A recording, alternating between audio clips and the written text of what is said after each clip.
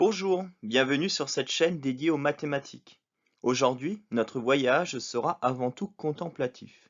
Nous allons voir comment un modèle démographique peut conduire au chaos mathématique, mais aussi à d'insoupçonnés ensembles, les fractales. Préparez-vous à sortir des sentiers battus, notre exploration commence.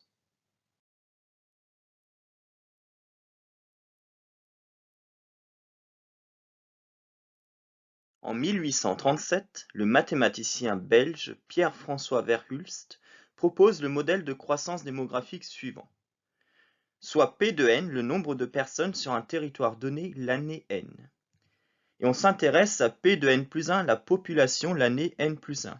Et Verhulst propose P de n plus 1 égale K fois P de n fois le facteur P max moins P de n, pour une constante K strictement positive. Si on avait eu seulement P de n plus 1 égale K fois P de n, on aurait dit que la population l'année n plus 1 est proportionnelle à celle de l'année n.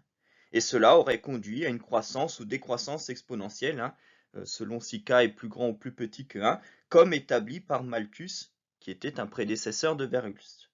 Mais Verhulst va aussi intégrer à son équation le facteur P max moins P de n pour rendre compte de la capacité maximale du milieu considéré. Donc P max, c'est le nombre maximal d'habitants qu'il peut y avoir sur le milieu considéré. Afin de travailler avec des nombres plus petits, on va diviser par P max, qui est strictement positif, chaque membre de l'égalité. Et on obtient ainsi U de n plus 1 égale A fois U de n fois le facteur 1 moins U de n. Avec A qui est strictement positif, si on détaille les calculs, notre constante A ici, c'est la constante K de tout à l'heure fois P max. Et on obtient donc une nouvelle suite de nombres, la suite UN, qu'on appellera la suite logistique.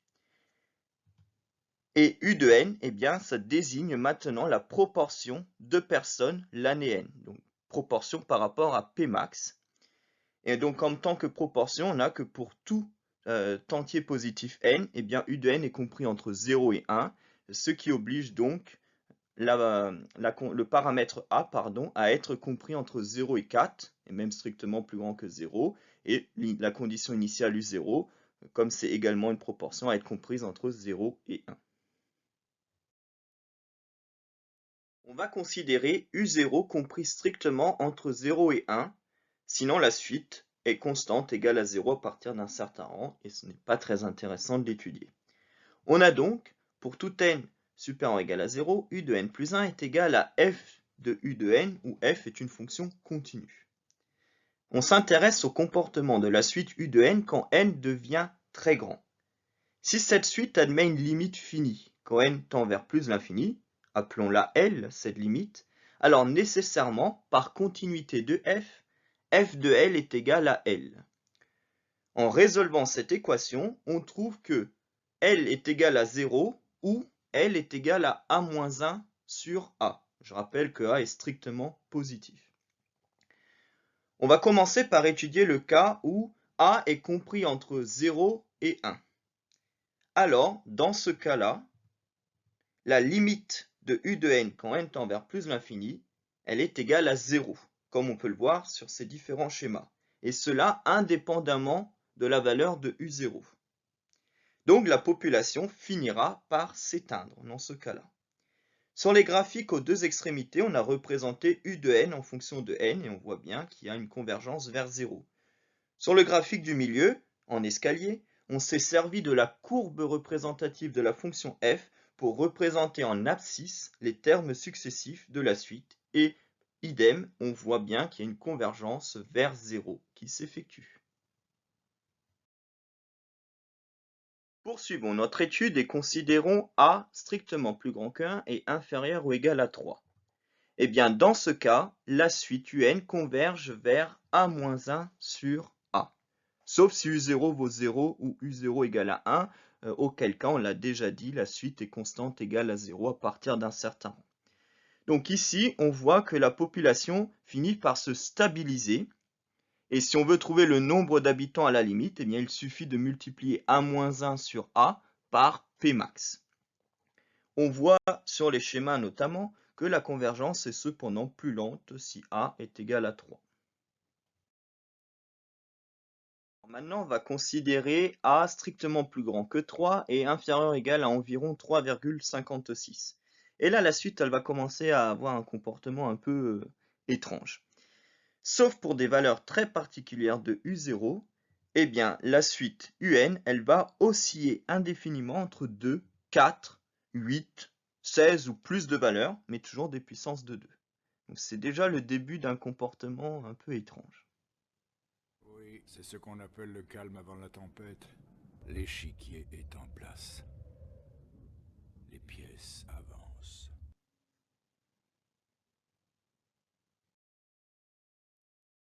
Regardons maintenant ce qu'il se passe quand A est supérieur ou égal à la valeur environ 3,57. Eh bien, sauf exception, c'est le chaos. Et vous n'êtes pas prêts, je vous le dis, pour ce qui va arriver. Fuyez, pauvre fou! Alors, en effet, la dynamique associée à la suite U de n est dite chaotique si, eh bien, les termes de la suite sont partout denses, ici dans l'intervalle 0, 1, c'est-à-dire que pour chaque nombre compris entre 0 et 1, il y aura une infinité de termes de la suite qui seront aussi près que vous voulez de ce nombre-là. Et donc ici, on peut le voir, on se rend bien compte à l'écran de cette densité. Et deuxièmement, la suite doit être fortement sensible aux conditions initiales. Donc ici, U0. Et donc là, on voit, donc c'est à droite, j'ai fait les deux diagrammes en escalier pour deux valeurs distinctes de U0 qui sont justement distinctes de 1 millième seulement, et on voit que c'est pas le même comportement, notamment le comportement limite. On voit qu'on n'a pas la même convergence ici dans les deux cas, alors que on a le même paramètre A à 3,9 et par contre des U0 qui sont différents mais seulement d'un millième. Et ça, c'est la définition dans notre contexte du chaos au sens mathématique. Pour résumer l'étude qu'on vient de faire, on va établir ici le graphique qui représente le nombre de valeurs d'adhérence de la suite en fonction du paramètre A. Dire qu'un nombre est une valeur d'adhérence pour une suite signifie qu'on trouvera toujours une infinité de termes de la suite aussi près qu'on veut de ce nombre. Quand A était compris entre 0 et 1, on avait vu que la suite admettait une seule valeur d'adhérence qui correspondait à sa limite quand n tend vers plus infini, qui valait L égale à 0. Quand A était compris entre 1 et 3, on avait encore une fois une seule valeur d'adhérence qui était la limite L égale à 1-1 sur A, en ayant exclu les cas où U0 égale à 0 et U0 est égal à 1, qui donnaient des suites constantes égales à 0 à partir d'un certain rang. Alors attention, quand la limite existe, c'est toujours une valeur d'adhérence pour la suite. Mais on peut avoir une ou plusieurs valeurs d'adhérence sans avoir de limite. C'est le cas par exemple de la suite -1 puissance n. Donc elle vaut alternativement 1, -1, 1, -1. Donc 1 et -1 sont bien visités une infinité de fois chacun. Donc elle admet deux valeurs d'adhérence, 1 et -1, et pourtant elle n'admet pas de limite.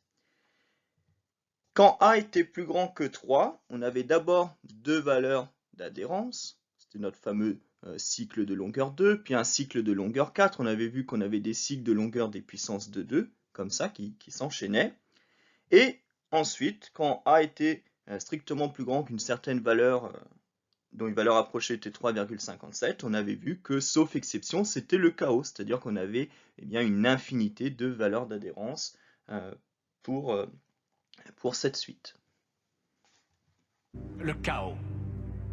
Un précipice béant attendant de nous engloutir. Le chaos n'est pas un précipice. Le chaos est une échelle.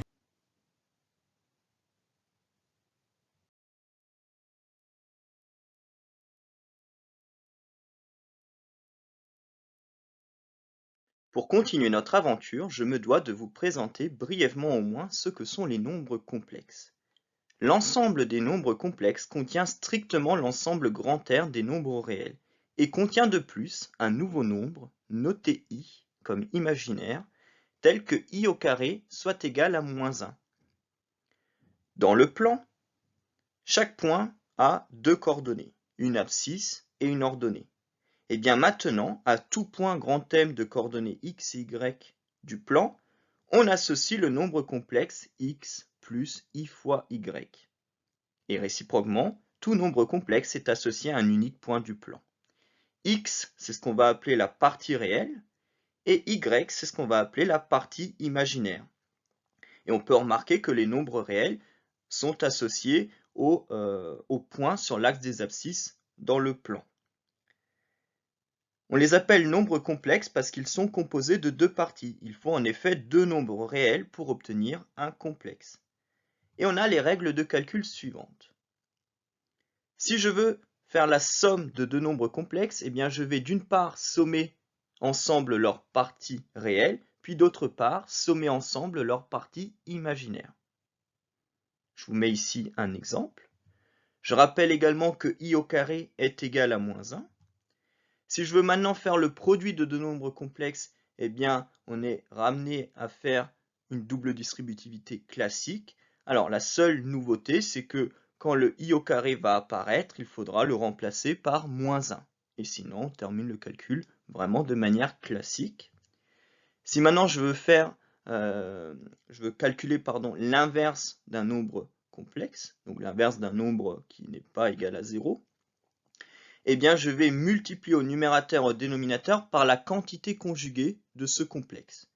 Alors, prendre la quantité conjuguée d'un nombre complexe, c'est changer le signe de sa partie imaginaire. Exemple, si j'ai 2 plus 3i au départ, sa quantité conjuguée, ça va être 2 moins 3i.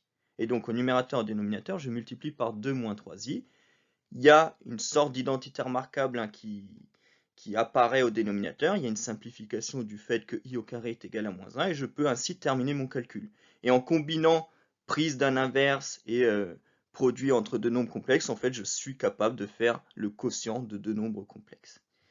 Il me reste maintenant à vous parler de modules d'un nombre complexe. Donc on a dit qu'un nombre complexe était associé à un unique point du plan. On va munir le plan d'un repère orthonormé pour fixer les idées. Eh bien, je peux parler de la distance entre ce point et l'origine du repère, c'est ce qu'on appellera le module du nombre complexe associé. Et si le repère est orthonormé, je peux le calculer par exemple en utilisant le théorème de Pythagore. Alors on va continuer avec notre suite logistique désormais bien connue, mais on va s'autoriser maintenant à prendre le paramètre A parmi les complexes et même plus tard le U0 parmi les complexes. Pour le moment, je fixe U0 est égal à 1/2 et je représente informatiquement l'ensemble M' composé des nombres complexes A pour lesquels la suite UN est bornée en modules. À chaque point du plan, on associe un unique nombre complexe A et je regarde si la suite UN est bornée ou non en module pour cette valeur de A. Plus précisément, je regarde si le module des 200 premiers termes de la suite dépasse 1000 ou non. Si la suite est bornée, je vais colorier le point du plan en noir.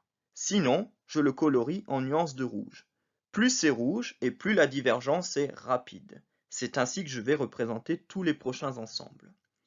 Et on obtient cet ensemble fractal que je présente ici. Et si je zoome sur le petit point qui est à droite, eh bien on reconnaît l'ensemble de Mandelbrot. C'est une figure fractale, c'est-à-dire qu'elle présente une structure similaire à toutes les échelles. Même si vous zoomez, vous allez retrouver la même structure. C'est un peu la même idée avec les poupées russes. Alors si cette image des poupées russes ne vous convainc pas, eh bien sachez que dans le film Le Hobbit, le personnage de Sauron apparaît également sous forme fractale. Regardons ensemble.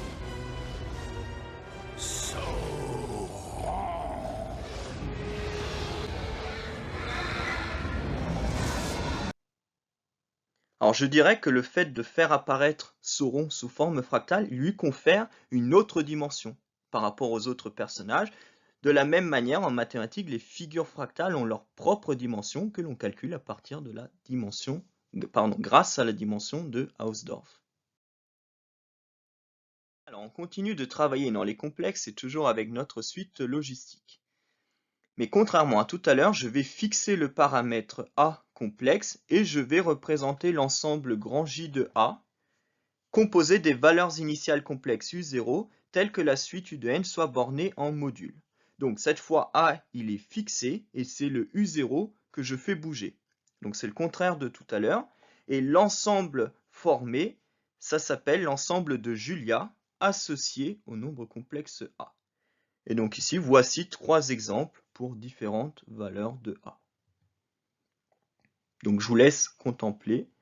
Et si vous êtes curieux, que vous avez envie de reproduire vous-même ces ensembles de Julia ou d'autres, eh bien le code Python est en description de la vidéo. Donc n'hésitez pas, hein, c'est un joli voyage. Donc n'hésitez pas à franchir le pas si vous êtes curieux et intéressé. Il n'y a pas besoin de bases mathématiques conséquentes, ni même informatiques. La dernière observation de cette vidéo, en fait, généralement, l'ensemble de Mandelbrot, il n'est pas défini à partir de la suite logistique, mais il s'obtient à partir d'une autre suite qu'on déduit de la nôtre grâce à un changement de variable. Je vous ai écrit les détails si ça vous intéresse, et je vous affiche également la définition classique de l'ensemble de Mandelbrot.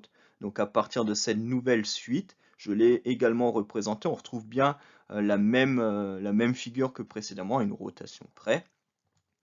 Et ce qui est sympa avec ces nouvelles suites un peu plus simples à manipuler, c'est qu'on peut représenter des ensembles de Julia. Donc ici, j'en ai dessiné un pour le nombre complexe C que je vous donne. Et ce qui est sympa, je trouve, c'est qu'il ressemble à un lapin. D'ailleurs, on l'a baptisé lapin de Douady en l'honneur de son découvreur. Et donc, vous avez comme ça tout un bestiaire hein, que vous pouvez visiter, représenter grâce aux ensembles de Julia sur cette suite-là et sur d'autres suites. Donc voilà, c'était la dernière image que je vous présente dans ce voyage contemplatif. Et on arrive maintenant au mot de la fin. J'espère que cette balade visuelle t'a plu. Il n'y a pas eu de démonstration mathématique dans cet épisode. Néanmoins, si tu es curieux, je te mets les sources en description de la vidéo, notamment pour la suite logistique. Il y a également une conférence qui a été faite par Daniel Perrin à ce sujet. Je mettrai le lien pour que tu puisses la regarder.